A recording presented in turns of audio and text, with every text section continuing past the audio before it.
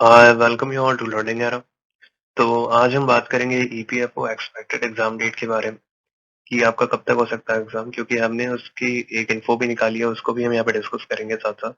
और साथ में ये भी देखेंगे कि एक ईपीएफओ एक्सपेक्टेड सेव स्कोर क्या रह सकता है ना, दोनों पोस्टों के लिए एसएससी और स्टेनो। जिस भी पोस्ट से आपने भरा होगा उन दोनों को ही हम यहाँ पे डिस्कस करेंगे। और हम यहाँ पर ये भी देखेंगे कि प्रीवियस ईयर का जो पैटर्न था वो कितना अलग था और इस बार यहाँ पर कितना बड़ा चेंज आया है। तो ओवरऑल यहाँ पर चेंज देखने को मिला है, कितना देखने को मिला है हम उसी को ही देखेंगे इस वीडियो के अंदर। तो उसी अकॉर्डिंग अगर हम यहाँ पर पोस्ट को भी देखें सबसे पहले, तो यहाँ पर जिन्होंने भी स्टेनोग्राफर से फॉर्म भरा है, तो ग्रुप सी के लिए यहाँ पर 185 पोस्ट है। और यहाँ पर जो अगर आपका जो प्री क्लियर होता है उसके बाद अगर आपका ये देखें कि कितनी यहाँ पे मांगी गई है स्पीड, तो यहाँ पे 80 डब्ल्यूपीएम मांगी गई है, जो कि काफी जेन्युइन है ना। 100 डब्ल्यूपीएम नहीं मांगी गई है। तो 80 डब्ल्यूपीएम ही मांगी गई है और 10 मिनट का ही टाइम रहेगा जैसे हमेशा रहता है। और वैसे ही आप देख रहे हो ट्रांसक्रिप्शन स्पीड के अंदर भी ऐसा कुछ डिफरेंस नहीं है। तो वैसे ही अगर मैं यहाँ पर बात करूँ एसएस से मतलब सोशल सिक्योरिटी असिस्टेंट की, तो यहाँ पर आपकी जो ओवरऑल जो यहाँ पर वैकेंसीज है वो है यहाँ पर 2674। और यहाँ पर भी जो इंग्लिश की जो टाइपिंग मांगी गई है यहाँ पे 35 डब्ल्यूपीएम मांगी गई है। तो जैसे ही अगर आपका प्री कंडक्ट होगा तो वो भी अभी हम देखेंगे कि लगभग कब तक हो रहा है ना आपका प्री। और साथ साथ हम ये भी देखेंगे कि अगर आपका मान लो प्री के अंदर अगर आपके अच्छे नंबर आ रहे हो है ना, जैसे आपका प्री कंडक्ट होगा तो आपको उसी टाइम ही आपको यहाँ पर टाइपिंग की शुरुआत आपको करनी पड़ेगी। और अगर आपको लग रहा है आपका पेपर अच्छा हुआ होगा तो आपको करनी पड़ेगी, क्योंकि ये वाली जो स्पीड है अटेन करना ये थोड़ा मुश्किल होता है ना, जो भी नए होते हैं टाइपिंग के लिए उनके लिए। अब हम एक बार एग्जाम पैटर्न को देखें, ईपीएफओ एसएस एग्जाम पैटर्न 2023। तो इस बार देखो आपका जो एग्जाम पैटर्न है वो यहाँ पर बदला हुआ है ना। और अगर हम इस एग्जाम पैटर्न को ध्यान से देखें तो यहाँ पर जो इंग्लिश का जो वेटेज है वो ही यहाँ पर सबसे ज्यादा है। यहाँ पर जो क्वेश्चन है यहाँ पे 50 क्वेश्चन पूछे जाएंगे, यहाँ पर इंटू 4 है ना। अगर हम यहाँ पर देखें तो लगभग यहाँ पे 30 सवाल है, यहाँ पे 120 मार्क्स कैरी करते हैं वो। वैसे ही यहाँ पर 30 और यहाँ पर 120 उसी अकॉर्डिंग आप देख सकते हो। यहाँ पर भी मैथ्स के अंदर भी यहाँ पर 30 और यहाँ पर 120। और वैसे ही अगर मैं यहाँ पर बात करूँ कंप्यूटर लिटरेसी की, तो यहाँ पर भी आप देख सकते हो कंप्यूटर लिटरेसी के अंदर 10 सवाल होंगे और ये 40 नंबर कैरी करेंगे। तो यहाँ पर ओवरऑल देखो जो मार्क्स तो यहाँ पर इस तरीके से डिस्ट्रीब्यूटेड है, लेकिन यहाँ पर जो टाइम है वो यहाँ पर 150 मिनट दिया हुआ है 150 सवालों को करने के लिए। तो इतना यहाँ पर कोई दिक्कत नहीं आने वाली टाइम के इशू को लेकर। तो ये पैटर्न को देखने से पता चलता है। लेकिन अगर मान लो कुछ ज्यादा ही कैलकुलेटिव आ गई मैथ्स या रीजनिंग, तब एक अलग बात है ना। तब हो सकता है कि थोड़े टाइम की प्रॉब्लम पड़ जाए। लेकिन जनरली अगर हम वैसे ही देखें, अगर पेपर मॉडरेट रहा तो टाइम की यहाँ पर कमी देखने को नहीं मिलेगी। वैसे ही अगर हम बात करें तो इंग्लिश का आपको यहाँ पर सबसे ज्यादा इसके ऊपर ध्यान देना है, क्योंकि ये यहाँ पर मैक्सिमम वेटेज रखता है। अब अगर हम देखें ईपीएफओ एसएस से प्रीलिम्स पैटर्न, तो ये देखो यहाँ पर हम एसएससी की बात करें, यहाँ पर स्टेनो की अभी बात नहीं हो रही है। स्टेनो का भी अभी हम पैटर्न को डिस्कस करेंगे कि लगभग क्या है यहाँ पर और आपको किस तरीके से उसको परस्यू करना होगा। तो यहाँ पर अगर हम देखते हैं तो लगभग यहाँ पर 150 सवाल जो हमें अभी देखे हमने है ना, यहाँ पर 4 नंबर कैरी करता है हर एक सवाल। वो भी हमने देख लिया। यहाँ पे 2.5 घंटे मिलेंगे आपको, तो लगभग टाइम की यहाँ पर कमी नहीं आने वाली है जनरली, जितना हमें देखने से लग रहा है। अगर कैलकुलेटिव आ गया पेपर तो एक अलग बात है ना, थोड़ी सी पड़ सकती है, लेकिन जनरली यहाँ पर नहीं देखने को मिलेगी। वैसे अगर मैं यहाँ पर बात करूँ तो 1/4 की यहाँ पे नेगेटिव मार्किंग भी है ना, उसका ध्यान रखना पड़ेगा। और यहाँ पर अगर वैसे देखें कि ओवरऑल, तो यहाँ पर जो आपका जब आप प्रीलिम्स को यहाँ पर क्रैक करोगे उसी के बाद ही आपको यहाँ पर स्किल के अंदर बैठने दिया जाएगा, जहाँ पर आपकी टाइपिंग मांगी गई है। अब अगर हम यहीं पर ये टाइपिंग स्पीड को देखें, तो टाइपिंग स्पीड देखो यार, यहाँ पर आपकी 35 डब्ल्यूपीएम इंग्लिश वालों के लिए है ना।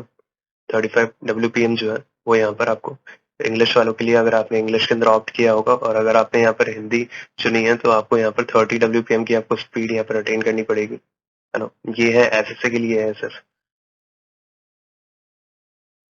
अब हम एक बार EPFO total vacancies category wise अगर हम देखें, तो यहाँ पर आप देख सकते हो ओवरऑल तो हमने यहाँ पे डिस्कस कर ही लिया था ईपीएफओ सोशल सिक्योरिटी असिस्टेंट और ईपीएफओ स्टेनोग्राफर ग्रुप सी का। तो है ना, यहाँ पर आप कैटेगरी वाइज देख सकते हो, जैसे यूआर के अंदर यहाँ पर कितनी है, ईडब्ल्यूएस के अंदर कितनी है, जिस भी आपने पोस्ट से यहाँ पर फिल किया है फॉर्म को, वीडियो को पॉज करके।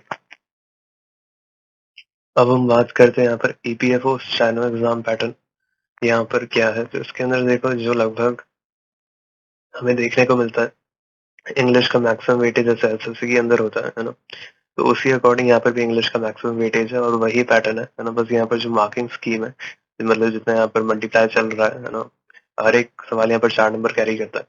तो बस वो मार्किंग स्कीम यहाँ पर अलग है, तो इस वजह से यहाँ पर जो इंग्लिश है यहाँ पर 100 सवाल ही हैं, जनरली हमें एसएससी के अंदर भी देखने को मिलते हैं। और वैसे ही आप देख सकते हो यहाँ पर जनरल एप्टीट्यूड मतलब आपकी जो रीजनिंग है उसके अंदर भी यहाँ पर 50 सवाल ही हैं। तो यहाँ पर जनरल अवेयरनेस है ना, जिसके अंदर आपका कंप्यूटर भी शामिल होगा मतलब जीके के साथ। तो यहाँ पर 50 सवाल ही हैं जो जनरली एसएससी के अंदर ही देखने को मिलता है हमें।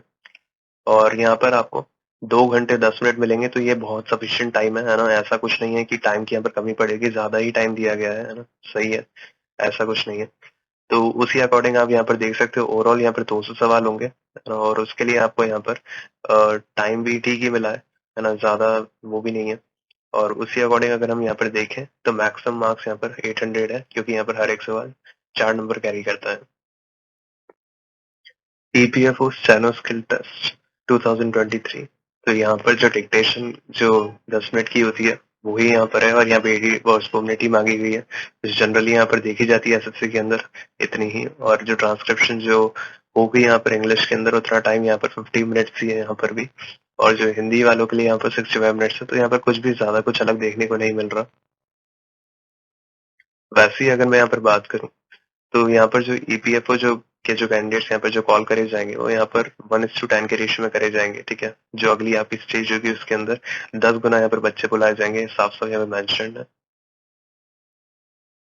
देखो ये वाली चीज तो यहाँ पर गिवन है कि आपका जो यहाँ पे आपने ईमेल और यहाँ पे फोन नंबर दिया हुआ होगा, है ना, आपको उसी के ऊपर यहाँ पे नोटिफिकेशन आते रहेंगे जो भी यहाँ पे प्रोसेस होगा आपका ईपीएफओ का या एग्जाम डेट का भी। लेकिन फिर भी ईपीएफओ एक्सपेक्टेड एग्जाम डेट कब तक हो सकता है आपका, तो उसको भी हम देखेंगे अभी। तो यहाँ पर जो नंबर गिवन है आप इनके ऊपर खुद भी कांटेक्ट करके पूछ सकते हैं, कि हमने भी जो पूछा है कांटेक्ट करके तो उसी अकॉर्डिंग ही हमें भी यहाँ पर जवाब मिला। वैसे ही EPFO SSC expected exam date यहाँ पर आपका कब तक हो सकता है आपका एग्जाम, तो हमें भी जो यहाँ पर इन्फो मिली है तो हमें यही मिली है कि जुलाई एंड से यहाँ पर अगस्त के अंदर आपका एग्जाम हो सकता है ना। तो आपको उसी अकॉर्डिंग ही आपको प्रिपरेशन रखनी है। हो सकता है यहाँ पे डिले हो जाए थोड़ा, है ना, क्योंकि हमें यहाँ पर वैक्यूअली हमें यही बताया गया है ना, कि लगभग यही आपके महीने रह सकते हैं कि ये जब आपका यहाँ पे एग्जाम कंडक्ट होगा। अब हम EPFO SSC expected cut off की तो यहाँ पर बात नहीं कर रहे हैं, लेकिन यहाँ पर हम एक सेफ स्कोर की बात कर रहे हैं। तो एक सेफ स्कोर यहाँ पर क्या रह सकता है, आपको लगभग यहाँ पे कितना एम लेकर चलना है ना। क्योंकि अभी क्या है कि इतनी ज्यादा वैकेंसीज भी नहीं है, 2010 वैकेंसीज है एसएससी के लिए। अभी हम स्टेनो का भी सेफ स्कोर देखेंगे, तो लगभग यहाँ पर यूआर के लिए आपको जो एम रखना है वो आपको रखना है 490 प्लस, है ना। इतना आपको एम लेकर चलना पड़ेगा, क्योंकि अभी जितना करंट ट्रेंड चल रहा है और हमने जितना यहाँ पे परसेंटेज भी निकाला है दूसरे एग्जाम्स का, तो उसके अकॉर्डिंग भी लगभग जो सेफ स्कोर बैठ रहा है लगभग आपको यहाँ पे 490 प्लस आपको स्कोर करना ही पड़ेगा, है ना, ईपीएफओ एसएससी के लिए। तो आप उसी अकॉर्डिंग अपनी तैयारी रखना। उसी अकॉर्डिंग अगर मैं यहाँ पर बात करूँ ओबीसी कैटेगरी की, तो 485 प्लस आपको यहाँ पर एम लेकर चलना है कि आपको इतना स्कोर करना चाहिए। वैसे ही एससी कैटेगरी के लिए आपको 440 प्लस का एम लेकर चलना होगा जैसे ही आपका एग्जाम कंडक्ट होगा, तो उसी अकॉर्डिंग ही आप अपनी प्रिपरेशन रखना कि आप इससे ऊपर ही स्कोर करो। एसटी कैटेगरी के लिए यहाँ पर 420 प्लस का एक सेफ स्कोर रह सकता है। और वैसे ही यहाँ पर ईडब्ल्यूएस कैटेगरी के लिए 480 प्लस आप मानकर चलो कि लगभग आपको इससे ऊपर ही स्कोर करना चाहिए, तभी नौकरी हाथ आने के यहाँ पर चांसेस बनते हैं। अब हम यहाँ पर सेम बात करते हैं EPFO steno expected cut off की यहाँ पर बात नहीं हो रही है, एक सेफ स्कोर की बात हो रही है, क्योंकि अभी आपका पेपर भी कंडक्ट नहीं हुआ है।